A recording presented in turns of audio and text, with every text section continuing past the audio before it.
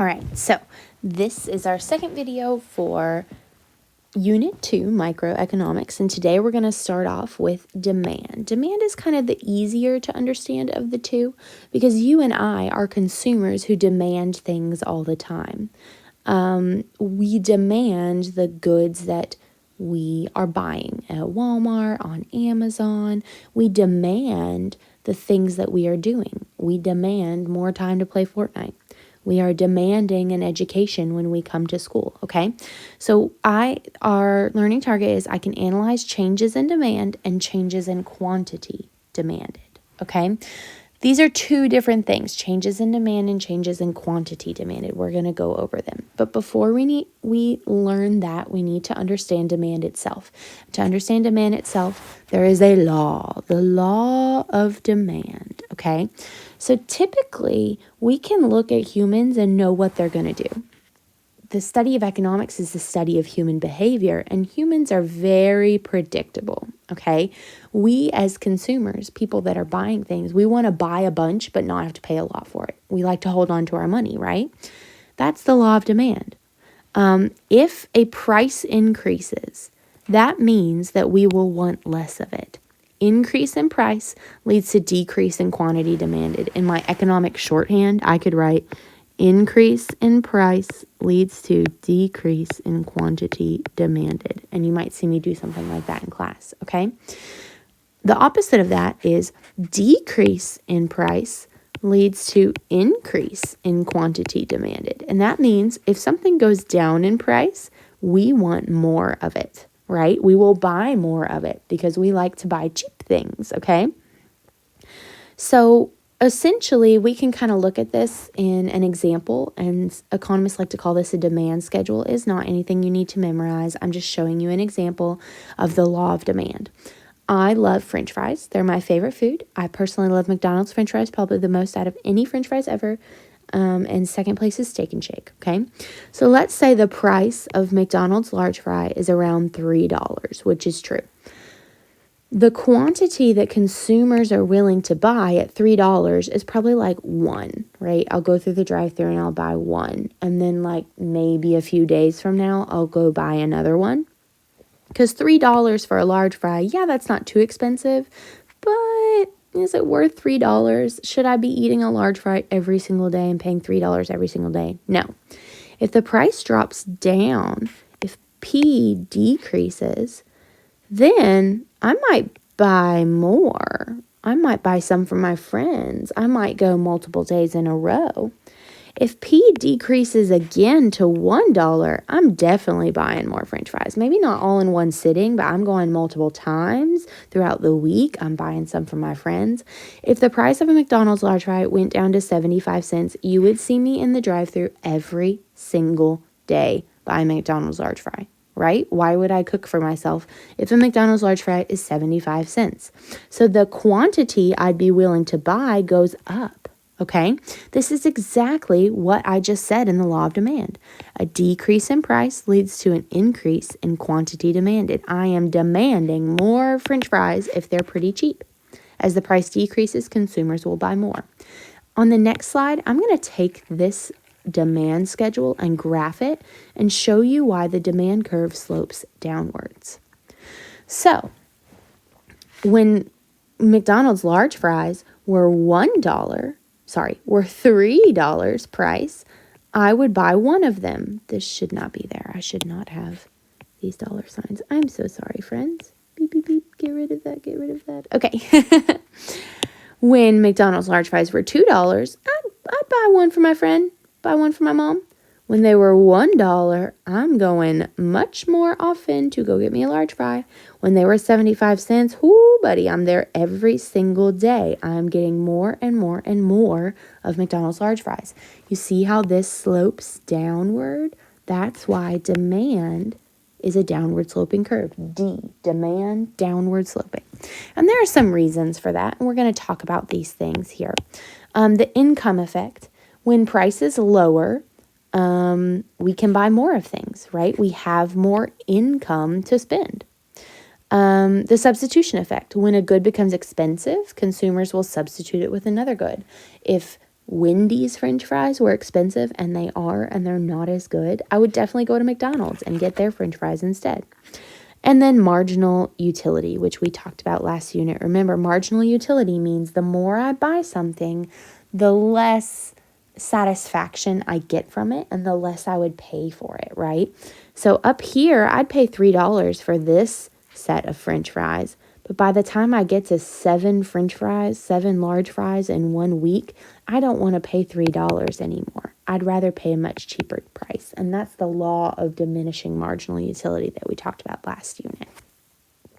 Okay, so the first type of change in demand we're going to talk about is called change in quantity demanded, which means how much people want. Quantity means how much. Please remember that as we continue. Our learning target is I can analyze changes in demand and changes in quantity demanded. Okay? So basically, I'm going to be taking that McDonald's large fry example and we're going to be graphing it out here. Remember, the demand curve was downward sloping? A graph will predict how humans will behave. And I know that humans can sometimes be unpredictable. When it comes to our money, we are very predictable. We want lots of money. We want things to be cheap so that we can still have lots of money, right? So a change in quantity demanded happens due to a change in price. So in this example, my price went down. My quantity demanded, where that line hits, when the price went down, it hit in a different place for quantity. So I went down to P sub 1, but you see when the price went down, I wanted more of it. Quantity demanded increase. So this is Q sub 1, and you see it got bigger. It went farther along this axis. And it moves along the demand curve. So I didn't shift the demand curve. That's a different type of change in demand. This is called change in quantity demanded. Let's say that the price went up, then my line would be down here. Let me draw a better one. If the price went up, then my line would be down here, and my quantity would have gone this way, okay? If the price goes up, I want less. If the price goes down, I want more. I'm going to do that again. The price went up, I want less. If the price goes down, I want more. Think about it. If the price of your favorite clothing store, they have a huge sale, you go and you buy more, right? If the price of your favorite clothing store, you go to like, I don't know, Old Navy or Altered State or something like that, and you see that they've increased prices a bunch, you're going to be buying a lot less. Demand is so easy to think about. So that is the law of demand. So let's take a look at an example here. The market of the graph is French fries. For all of the graphs that we're going to be going, I'm going to show you I'm going to tell you what the market is. For an example, like this is a graph of French fries, basically is what I'm saying. This is a graph of French fries. How much French fries people want, that would be quantity. How much French fries cost, that would be price. And then demand is how much people really, really, really want it, okay? So if the price of French fries goes up, what happens to quantity demanded is my question. And that's what your practice questions are going to look like, okay? So the price goes up. What happens to quantity demanded? We start here at this equilibrium. Boop, boop, boop, boop, boop, boop, boop, boop, boop, boop, boop, boop, boop, boop. Okay? If price goes up, what happens to quantity demanded? You just draw those lines. First I have to label. This is going to be P sub 1. Then I go over, and down, down, label it a new Q sub 1. What happened to quantity? It went this way. The arrows moved it this way, which means it went down. If price increases, consumers will want to buy less. If price increases, let me try this again. If price increases, that leads to a decrease in quantity demanded. People want less. I'm going to write that on there permanently, okay? If price increases, that leads to a decrease in quantity demanded. Okay? Hopefully you understand that shorthand. That's very, very important for you to understand. Let's do another one. So let's say this is another French fry graph. The market of this graph is French fries. If the price of French fries goes down this time, what happens to quantity demanded? So here we are at equilibrium. Our price and quantity demanded for French fries. the price goes down. So we label it P sub 1. We draw a new line. What happens to quantity? It went up, right? We went from Q to Q sub 1, and it increased. So if the price decreases, consumers will want to buy more. Price increases leads to increase in, oh, I messed that up. Y'all, I was thinking, what? If the price decreases, that leads to an increase in quantity demanded. Think about it. Think about your favorite clothing store. Think about your favorite shoes. Think about, I don't know what you guys buy these days. What are those awesome like fried foods at gas stations called taquitos? I love taquitos. If the price of taquitos at the gas station goes down, that means I am going to want to buy more. Quantity demanded goes up.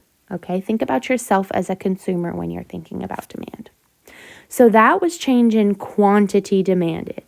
This last little bit was change in QD. What we're moving on to is change in, Miss Keller, change in D, which is different. Change in demand, a completely different concept. Change in quantity demanded moved along the curve. Change in demand moves the entire curve. Two different types, okay? So, change in demand occurs when outside forces other than price, I'm going to highlight that because that's really important. Outside forces other than price shift the demand curve outward. So, a change in demand shifts the curve. The demand curve and creates a new curve. It can shift outward. Like you can see, I've shifted it outward here. It started here. I labeled it D. And then something happened and it shifted outward. And I label it D1. And I put my little arrows. Okay. Or it starts here and I label it D. And something shifted it inward. And I label it D sub 2. Okay. Something other than price causes the demand curve to shift. If it increases, it goes right on the graph because it gets bigger in numbers. If it decreases, it goes left on the graph. It gets smaller in numbers, okay? So, just like I've said, an increase in demand shifts the curve right. The numbers are getting bigger, right? A decrease in demand shifts the curve left. Miss Keller, that's supposed to say decrease. Come on, girlfriend. You can't do anything right these days. Okay. So, why would a demand curve shift this way? Why would a demand curve shift this way? Okay. There are 6 reasons. Okay. None of these reasons are price. Let me just put that out there. Price changes quantity demanded. Let me write that. Price changes QD. Other things change just demand. And these are the other things that change demand. Okay? And basically what I just said is right there. So what would change demand? A change in income causes people to spend more or less. If everyone in America suddenly makes $1,000 more, we get a coronavirus stimulus check, or everyone in America has to pay a lot more taxes, and that means we have less income. That changes demand. If we have less income, we're going to buy less. That changes demand. If we have more income, we're going to buy more, and that changes demand for good. Okay? The change in number of consumers. That's kind of like a bunch of babies are born or a bunch of people move to the United States. All of a sudden, there's more that will be demanded. Okay? Next would be a change in taste or preferences. It's really easy to think about this one in terms of celebrities. If a celebrity uses a product, it's really cool and you're going to want to use it. And that increases demand. Okay? Or, oh, I'm so sorry. Or, if something becomes like suddenly very unpopular, like, I'm trying to think of something that's super unpopular. Scrunchies are popular. They used to be unpopular when I was in high school. Pigtails, right? Girls, we don't wear like pigtails on the sides of our head. There's not a giant demand for pigtails right now. That's not something that you would buy, but it's an example, right? There's not a giant demand for, it's fall right now. So there's not a giant demand for sunscreen. That's a change in preferences right now, okay? A change in future price. Sometimes economists like to call this expected price. And it's kind of difficult to understand because remember when I said price changes quantity demanded, not demand? This is different. This is called future price or expected price. If I think something is the price of a good in the future is going to go down, I'm not going to buy it right now. I always use my iPad as an example because I'm obsessed with it. If I knew that iPads were going to go down in price in March, wouldn't I wait to buy an iPad? It's only a few more months. Well, March is longer than that. But also, if I knew that, I don't know, I'm buying a Toyota Corolla. If I knew that Toyota Corollas were going to increase in price next month or next year, I would buy one right now. So that would increase demand for that product if everyone knew that. Another reason for demand shifting would be change in the price of a substitute. If I'm a huge fan of Big Macs, but they become very expensive, can't I just go to Burger King and get a Whopper? So the demand for Big Macs goes way down if they change their price, but Whoppers haven't. Or vice versa. If Whoppers become very, very expensive, why would I buy a Whopper when I can go buy a Big Mac? It's a substitute. Another substitute good would be like Android and iPhone. If iPhone prices go really, really far up, you can buy an Android. Now, personally, I wouldn't, but, or if we're looking at, I'm trying to think. Oh, you could think like Skippy peanut butter versus Walmart brand peanut butter. That's a substitute. Different brands are substitutes, okay? Let's look at the last one. Another reason that demand would change that is not price, because price changes quantity demanded. Other things change demand, is the change in a price of a complementary good. So if the price of hot cocoa goes up, we're going to be buying a lot less marshmallows because who buys marshmallows unless you're drinking hot cocoa? On the other hand, if the price of hot cocoa goes down, marshmallows are going to be flying off the shelves because we need marshmallows to go in our hot cocoa. Also think of like chips and salsa, right? Chips and salsa. If the price of chips and salsa goes down, people are going to buy more salsa because I buy chips, but I got to dip them in something. I want salsa. If the price of like tomatoes or the things that go into salsa goes up, well, I'm not going to buy salsa, so why would I buy chips, So that changes demand. But remember, change in the price of the good itself does not change the demand. That changes the quantity demanded. Change in future price is different, but we went over that. Okay?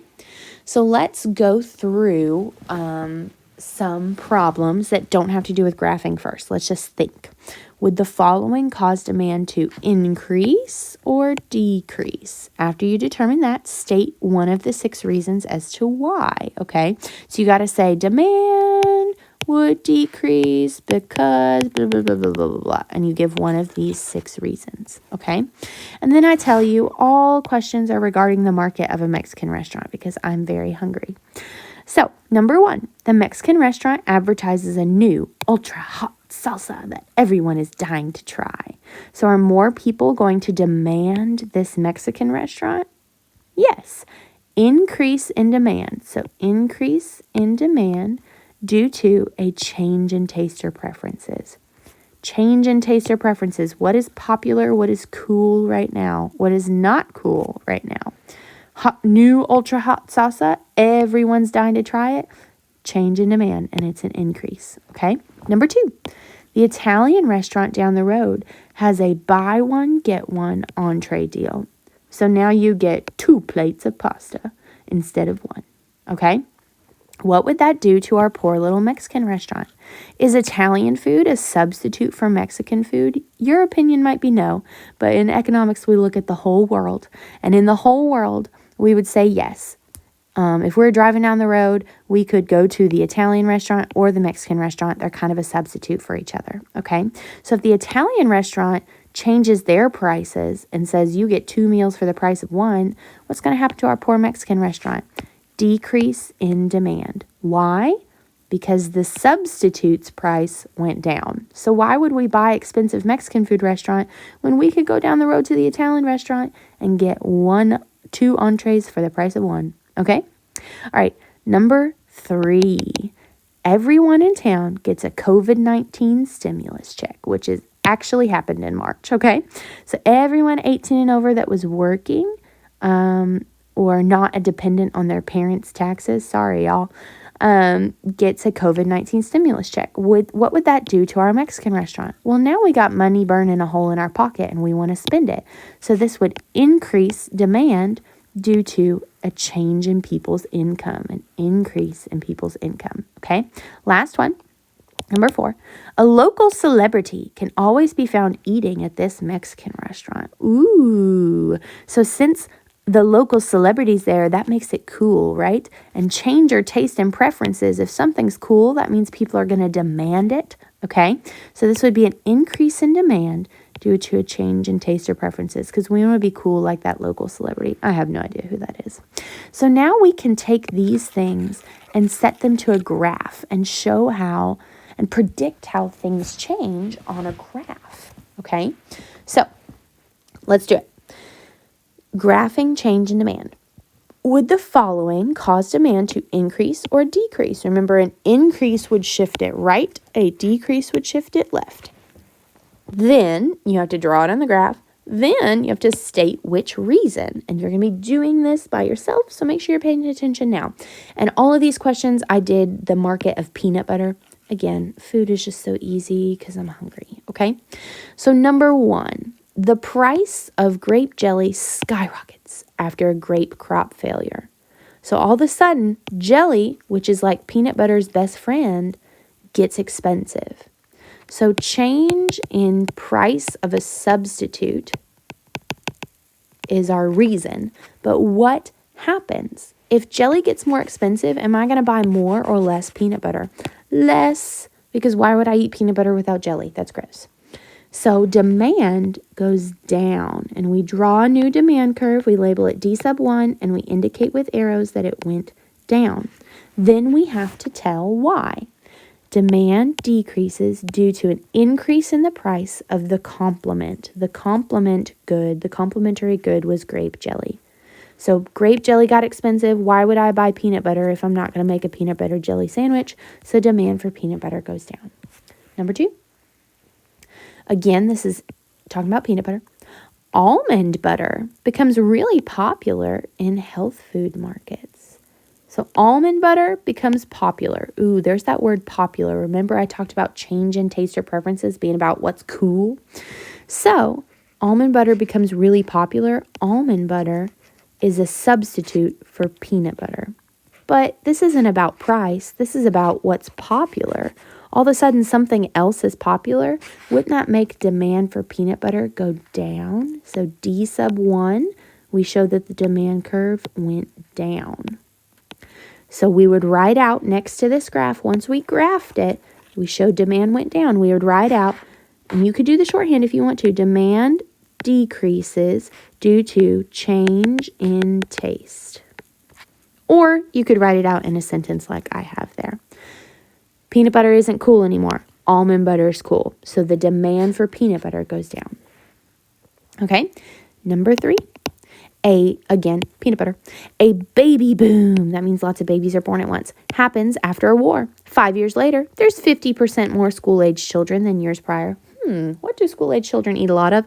Peanut butter. Okay, so if there is a change in population or change in the number of consumers, that is going to do something to demand. This is a good change. There's more babies. So increase in number of consumers or population, right? We've just like added a bunch of babies here, but it it could also be like immigration or something like that.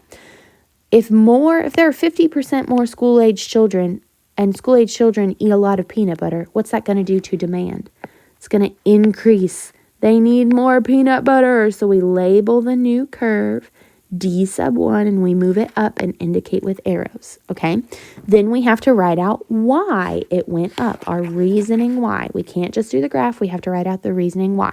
You could write it out in a sentence like this: demand increases due to increase in population, or you could write it out like this: demand increases due to change in population, okay? All right, last one we're going to do together. Here we go. Graphing change in demand. Again, peanut butter. Nutella lowers their prices, and Nutella is far superior, but that is just my personal opinion. Nutella and peanut butter are very similar, right? We spread them on toast, we eat them on a spoon, we put them on pretzels and crackers and cookies and things like that. We bake with them. So they're very similar products. That means that Nutella is probably a substitute for peanut butter. And isn't this a change in price of a substitute? So if Nutella lowers their prices, when I go to the Walmart aisle and I see peanut butter is $4, but Nutella is $3 and Nutella's tastier anyway, I'm going to be buying the Nutella. So demand for peanut butter, what happens for demand for peanut butter? It goes down, and we label the new curve D sub 1 and we indicate with arrows that the curve moved down. Less people want peanut butter. More people want Nutella. Then we have to write out the reason. We can't just graph. We have to write out the reason. You could write it in a sentence like I have written it here. Demand decreases due to a decrease in price of a substitute good. Or you could write like this: demand decreases due to decreased price of substitute. Okay? All right. Oh, I lied. I lied to you. I'm so sorry. There's one more, number 5, all about peanut butter still. The last peanut butter problem. I'm sorry. I know I'm boring you with peanut butter. Billie Eilish says she eats a peanut butter sandwich every day for lunch. Now, I tried to be cool and relevant. I don't even know if Billie Eilish is cool anymore, but let's pretend that she is. If a bunch of little teenage girls figure out, or middle school girls find out that Billie Eilish eats a peanut butter jelly sandwich every day for lunch, all of a sudden, guess who's going to want to eat a peanut butter sandwich every day for lunch? All those middle school girls. If more people think that it's cool to eat peanut butter sandwiches because Billie Eilish does, demand increases. And we move the curve outward, label it with arrows, and label it D sub 1, a new demand curve. We can't just graph. We have to write out what happened on the graph. You could write it out in a sentence: demand increases due to a change in taste or preferences. Or you could write it in shorthand: demand increases due to change, delta, in tastes. Okay? Just because Billie Eilish says it's cool. All right. I didn't lie to you this time. That was really the last one. Stay tuned.